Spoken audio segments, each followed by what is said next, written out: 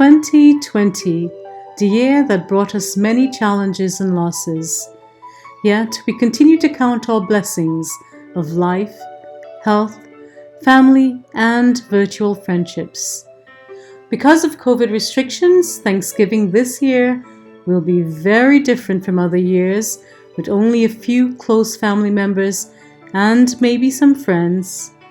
I've been making a large feast for the past 25 years, but today I will show you how to transform a few simple, affordable ingredients into an elegant and soul-satisfyingly delicious Thanksgiving feast for a small gathering or family of 4 with enough leftovers for a few days. We aren't going for a magazine-perfect roast turkey, but one with loads of Caribbean flavor that will please our worst critics.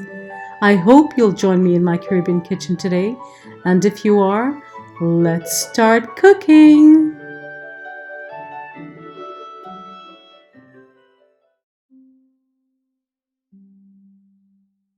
Our first stop is the garden to pick some celery and parsley.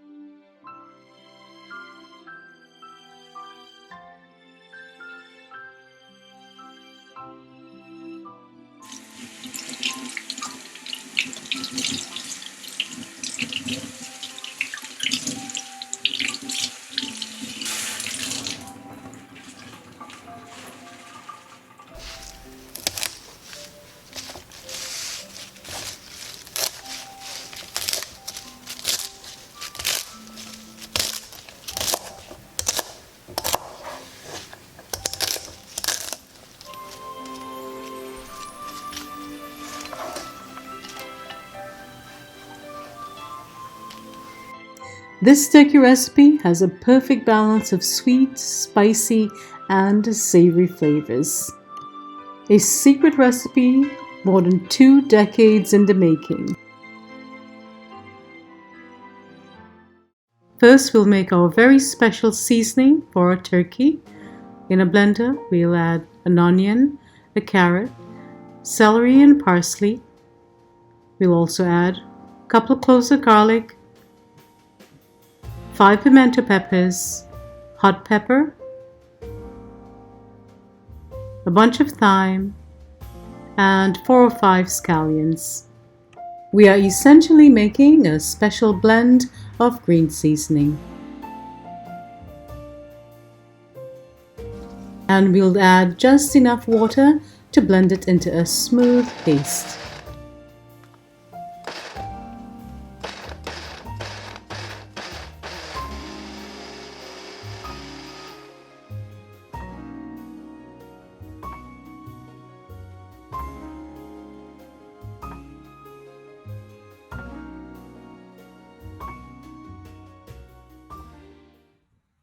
We'll pour it out into a bowl and I'll add the remaining ingredients. 3/4 cups of soy sauce, 3/4 cup of maple syrup,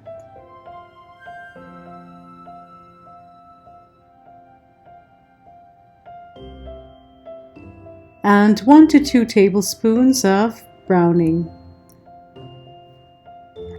I also usually add 1 tablespoon of Himalayan pink salt for every 5 pounds of turkey.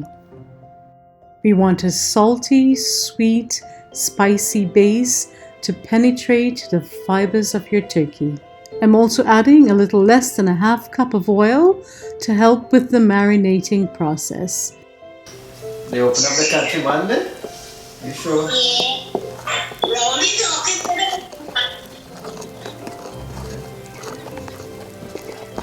Alright, so you see. Let's see what happens.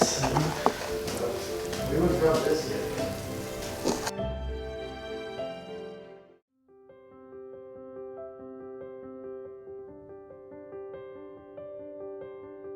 This turkey was quite expensive and difficult to find because we bought it in early November.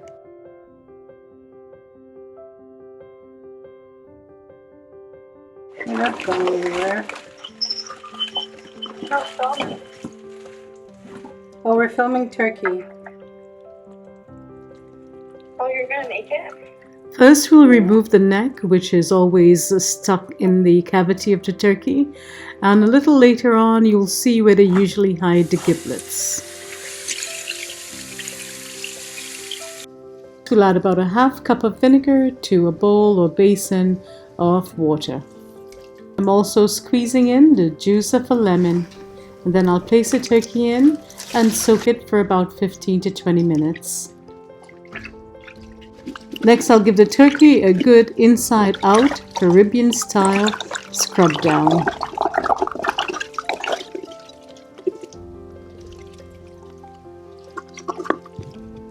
This is very important. I always forget that.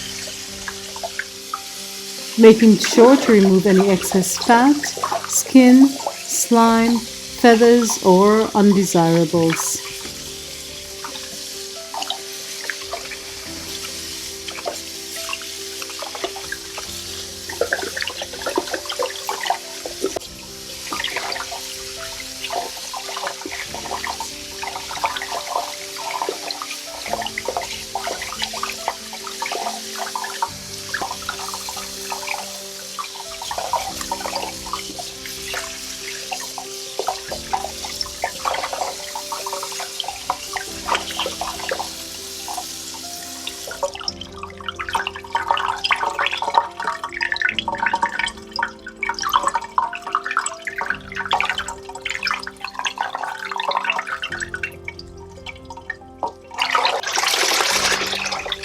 And one more lemon bath to remove any freshness.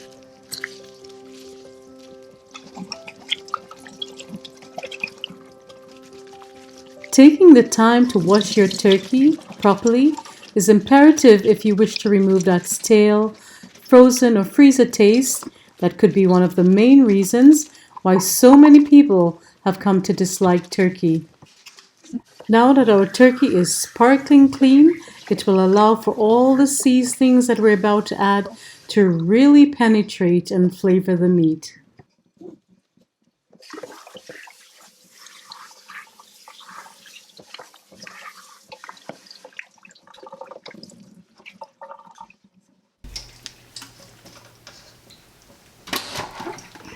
To avoid the spread of bacteria, contamination, and prevent you from getting sick, the next step is also very important. With the same amount of vigor and effort, we will clean and disinfect the entire surface area where we cleaned the turkey, including the countertops, the sink, the kitchen faucet, and the backsplash.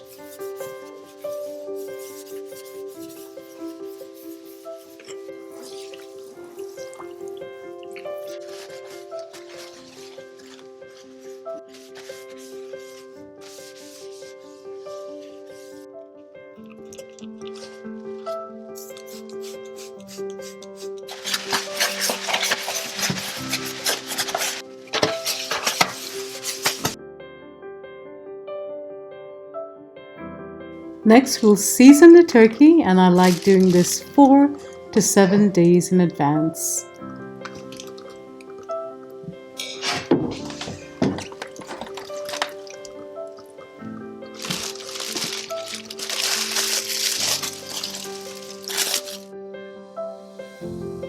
I find that it's less messy if you season the turkey directly in the baking bag. This way you can just tie it up and place it in the refrigerator. The browning was a new addition this year, and I really liked the depth of flavor that it added to the turkey. If you're looking for a turkey that's light in color and bland, this is not the recipe for you.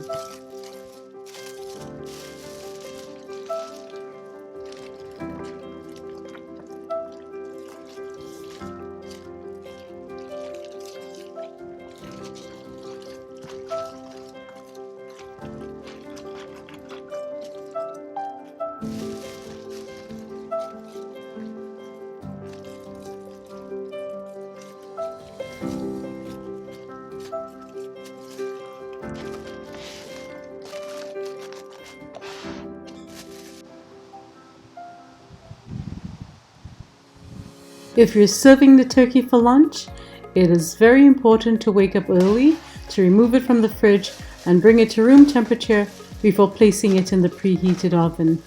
If you have only one oven, it can be quite challenging, especially if you're making other baked side dishes. These are important things to also consider. Luckily, today all our side dishes are made on the stove. Next, we'll prep the ingredients to make what I call our automatic gravy. It's going to be so very flavorful. Well, we'll start as soon as everyone here starts cooperating.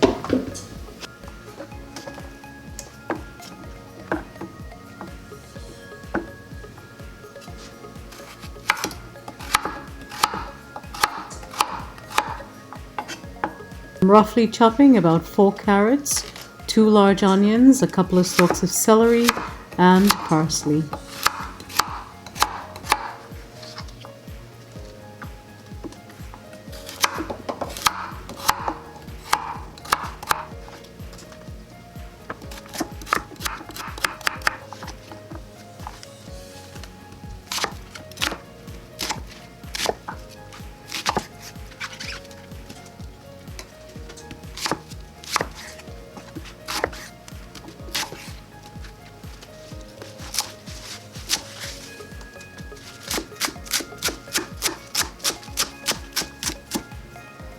I also have 1 shishito pepper, which is a sweet pepper that I picked this morning from the garden, and 1 hot pepper. Hot pepper adds a surprising delicious kick to the gravy. It wasn't too spicy for me or my family, but if you don't have a tolerance for any level of spiciness, you can certainly remove the seeds or eliminate it completely.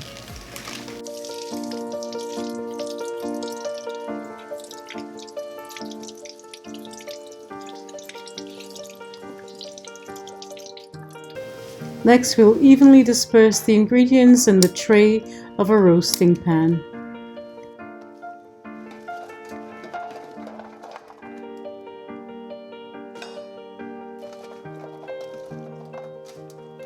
I also added a couple of cloves of garlic for flavor, about 6 cloves.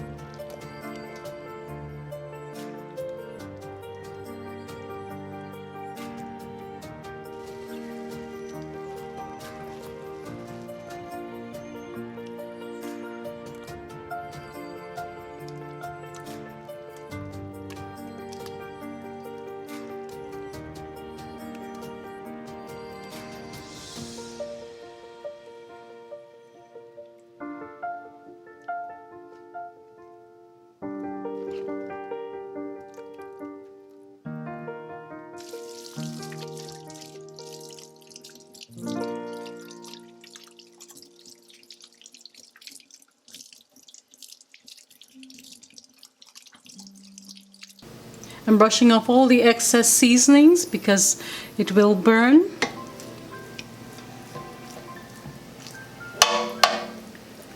Now I'll brush with oil. We'll put butter later on.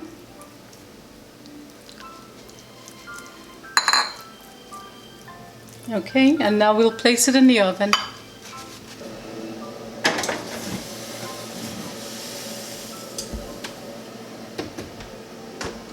How long do you want this timer to run? Set the timer for 3 hours and 10 minutes. Starting the timer for 3 hours and 10 minutes. While the turkey is baking, we have more than ample time to make our simple side dishes. I'll start with our creamy, garlicky mashed potatoes. First, I'll rinse and scrub the potatoes and cut off any black pieces or bits, which is quite typical when you purchase organic potatoes.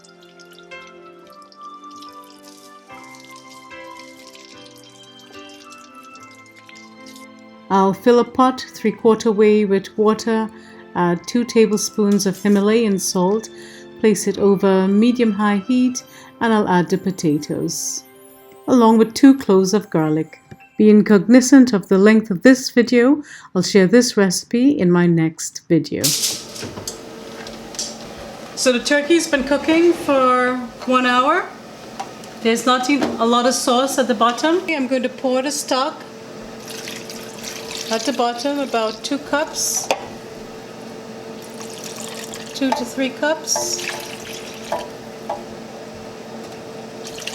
This is the stock I've mixed with the seasoning from the bag. 1 cup of the seasoning, and this side is browning too much, as well as the legs, so I'm going to tent it with foil. I'm going to put it back in and check it in 30 minutes.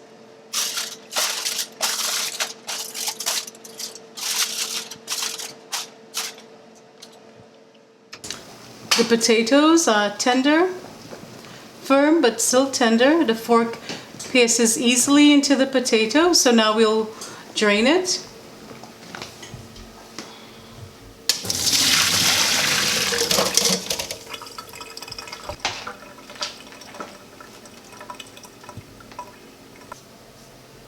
By now you know that this potato masher is my best friend because it saves me the step of peeling and mashing the potatoes. You'll find a link for this below. Aside from the garlic and the potatoes, you'll only need 3 more ingredients for this recipe. Here's something you'll never see in mashed potatoes: an egg. This is how my mom made it when we were kids, and I haven't done it in many years. I tried it recently and I realized it's a taste of home, so I'm going to add it today. The heat from the potato will cook the egg, but if you're not comfortable with this, certainly eliminate it. I'm going to add it in. We warmed up the butter in the microwave for about 10-15 seconds because it was a bit cold. Mix it in so that it will melt completely.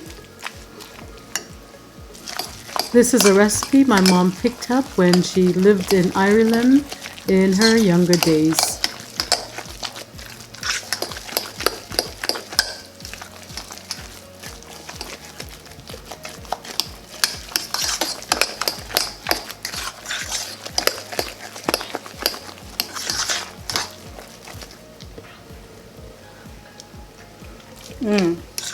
Really good. Now we'll level up. Next we'll add the warm heavy cream and we'll whisk it in. Might seem like a lot, but it will make your mashed potatoes nice and fluffy. Don't be afraid to add, it's a special occasion. I'm using heavy cream today, but Mommy used evaporated milk. Don't forget the garlic that we boiled with the potatoes.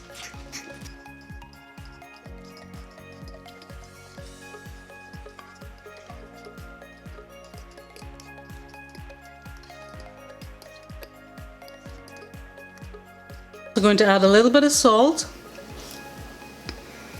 about a half teaspoon, add to your liking.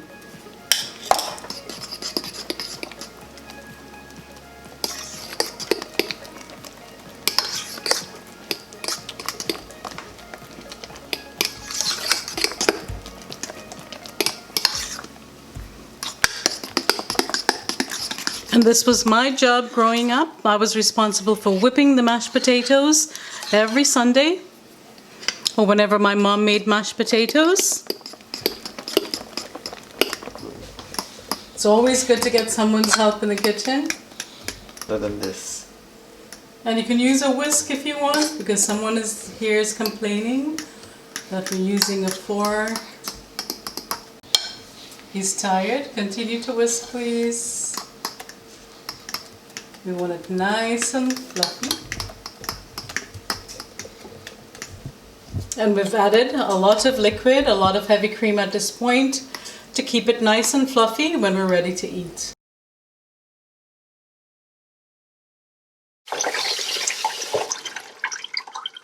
I have 12 ounces of green beans here. Just remove the tips and any rotten parts. Not necessarily rotted, but it looks as if it's melting like this. It gets brown when it's cooked, so you want to remove it.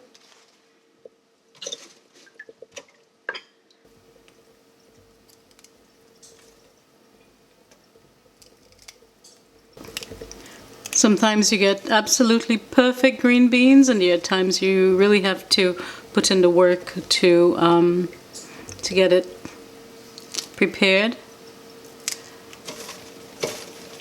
So really look for the best quality green beans and never buy it 2 weeks in advance. Maybe the day before is best, because as it sits in your refrigerator, the quality decreases.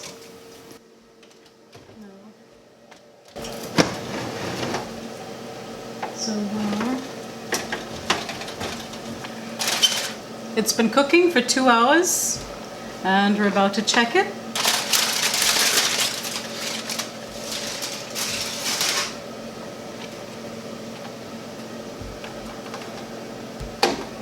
We'll baste it.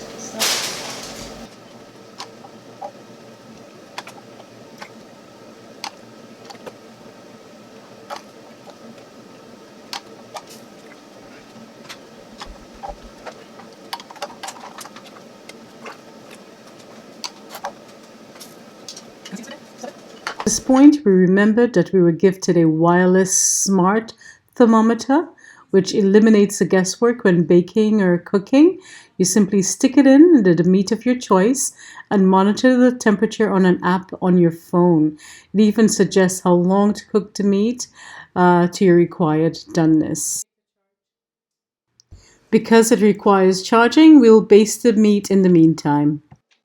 Now we're brushing with butter.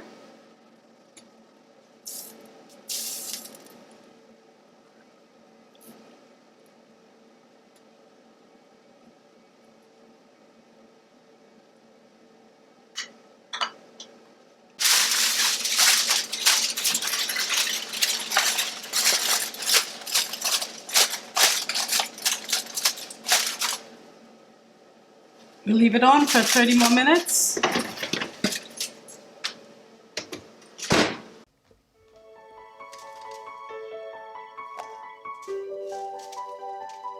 I place the green beans in a medium heavy bottom Dutch oven.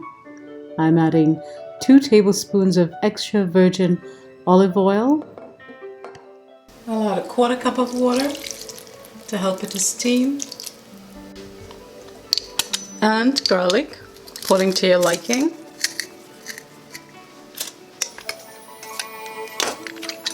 I'll use 2 cloves of garlic. And this is my favorite garlic crusher, and you can also find a link to this in my shop on the blog. And salt, about 3/4 teaspoons for 12 ounces, or according to your preference. I'll give it a stir.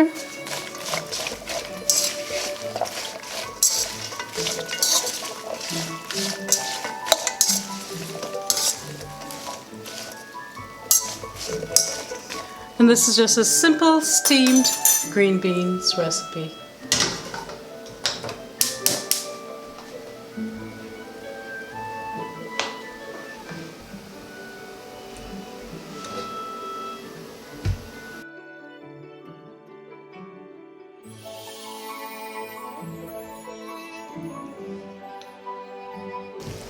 And that's it. The green beans are done after 5 minutes.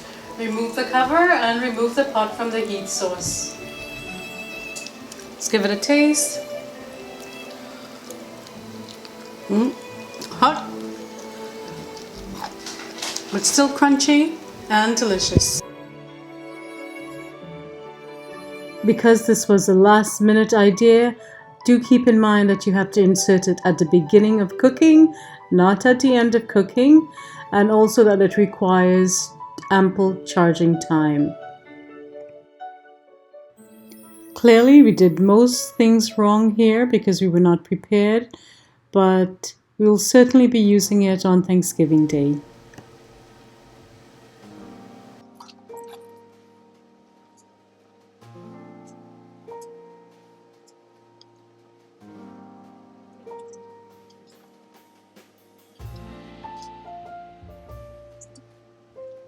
Cover off the last 30 minutes.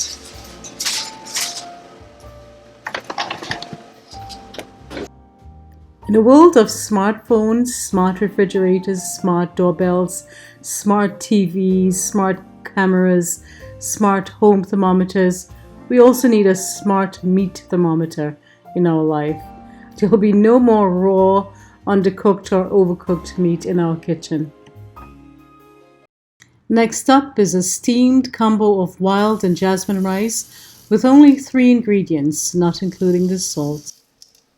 Washing 1 cup of wild rice, I'll leave the link below for this wild rice, and 2 cups of jasmine rice.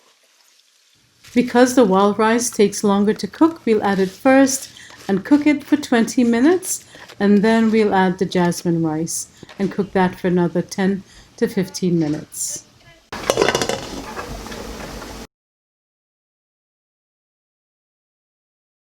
Because the oven is occupied at the moment and there's no space for any side dishes, I'll show you how to make this simple Brussels sprouts and carrots with bacon on the stovetop. You'll only need 3 ingredients for this dish as well, and it will take you only about 10 minutes from start to finish.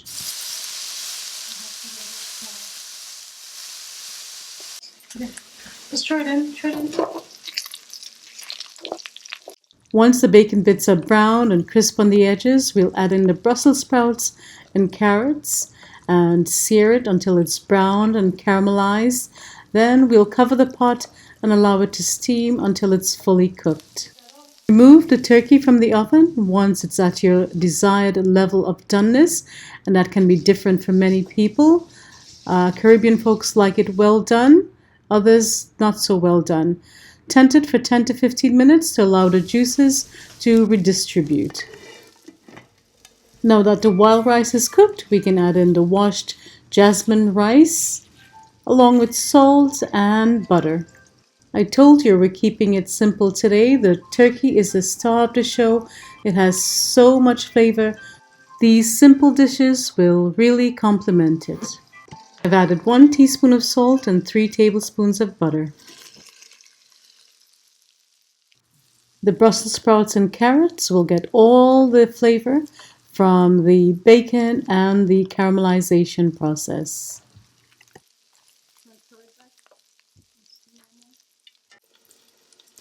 Next, we'll cover the rice and allow it to cook for 15 minutes.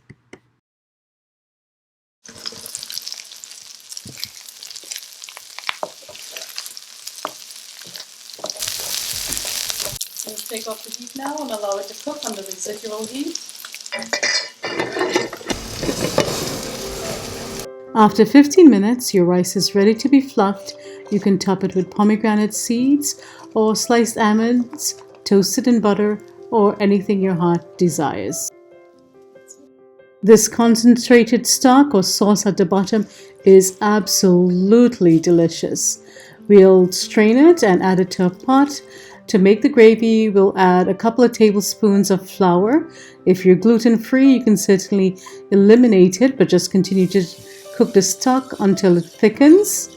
And your gravy is ready. Just remember, it has loads of flavor already. You don't even need to add butter because we did add butter during the basting process. Here's a quick tip to eliminate the excess oil on the gravy. I just submerge a paper towel into the gravy and it will soak up all the excess oil. It's a trick I've been using for many years. No need to buy any additional gadgets.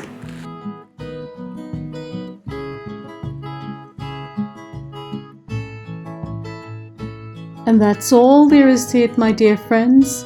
Thank you so much for watching till the end. Happy holidays and happy Thanksgiving to you and your loved ones. As always, give me a thumbs up if you've enjoyed being in the kitchen with me or learned something new. Share this video with your social media community. Tag me on Facebook or Instagram if you try any of my recipes. Do leave me a lovely comment below. I love hearing from you. And if you haven't done so already, subscribe if you wish to be a part of the Cooking with Ria family. Until next time, stay safe, be well, cook, share and love.